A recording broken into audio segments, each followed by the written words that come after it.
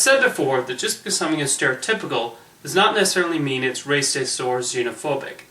And case in point is Bob and Doug McKenzie. Created by Rick Moranis and Dave Thomas for SCTV, these characters are a whole bunch of Canadian stereotypes all rolled into one, and the result is quite funny. What's especially funny though is that they were created begrudgingly. When SCTV switched networks from Global to CBC, the channel asked the showrunners to devote 2 minutes to purely Canadian content. Finding this request ridiculous considering almost the entire cast and crew consisted of Canadians and the show was filmed in Canada, Moranis and Thomas decided to fill those 2 minutes with the most stereotypical Canuck imagery they could find.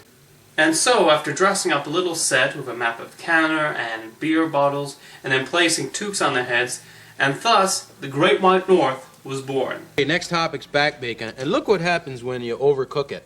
It shrivels up, right? You put beer in that, that's why I did that. No, we always put beer in. You don't, we used to use margarine, now we use beer. We always use For beer. like eggs, eh? To keep it from sticking in the pan, you pour beer in. Like, why is there no back bacon flavored gum? That'd be great, huh? So that's our show for today. So good day. This was pretty much their way of telling the CBC, you want Canadian content? We'll give you the most Canadian content imaginable. Bob and Doug McKenzie are pretty much hosts of a public access show where they discuss mundane topics, with the actors putting on very exaggerated accents. Probably the most frequent topic of discussion was their love for beer, and it's oddly appropriate considering they were usually drunk when filming the segments, with pretty much all the dialogue improvised off the top of their heads. This is Canadian beer, right? And like, here's a regular top, and you open it, right? But American ones, they don't have any, right? They twist off. Eh? You ever seen them? Yeah, I have. I was talking to them. The American beer is like that. Why is our topic? Okay, go. Okay, the reason why, is that Canadian beer is like stronger, has more alcohol in it. Really? Yeah.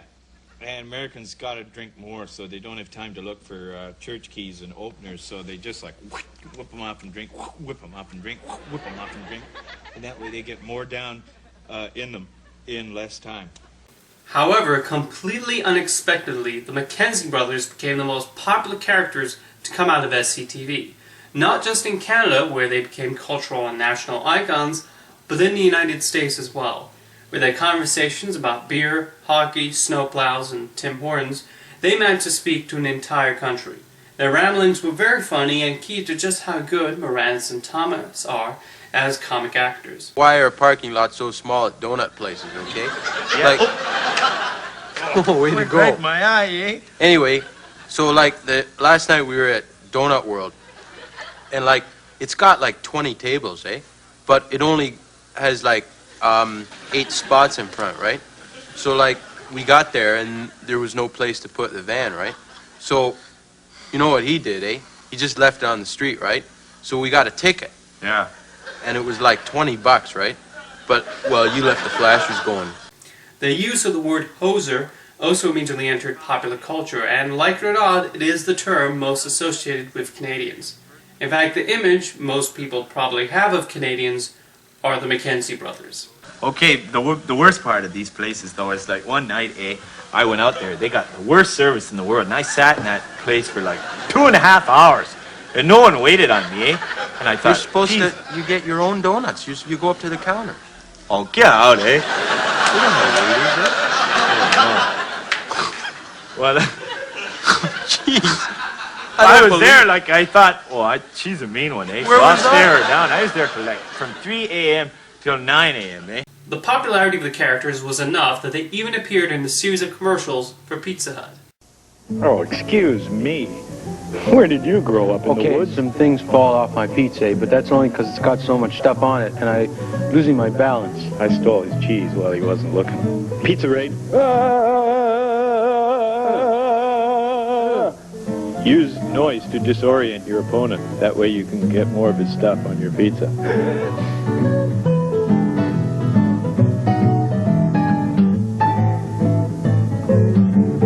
Though I think Tim Hortons would probably have been more appropriate, but that's just me.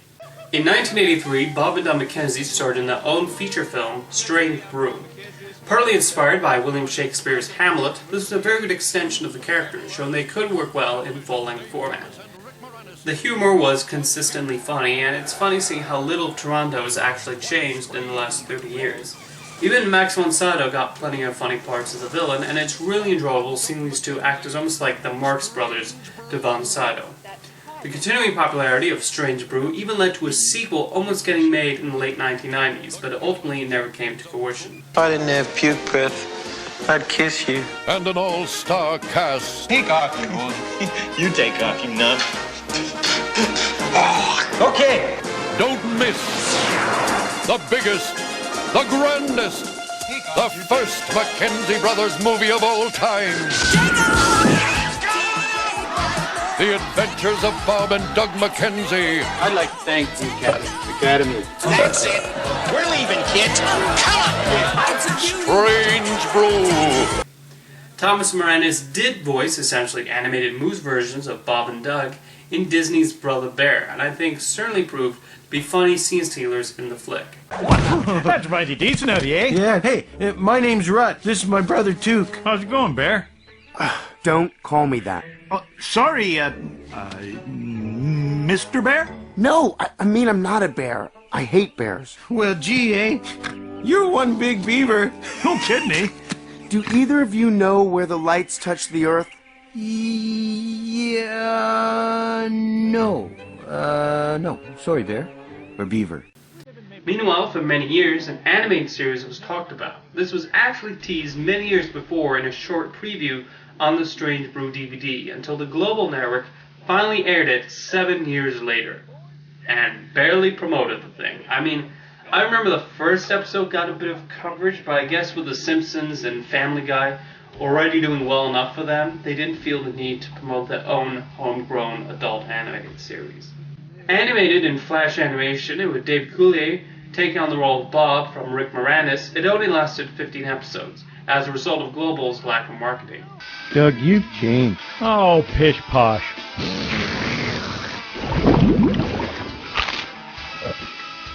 Coke lobster? Huzzah! Huzzah! Huzzah for Bob and Doug! Come with me if you want to live. But first, I've got to clean up some of this dust.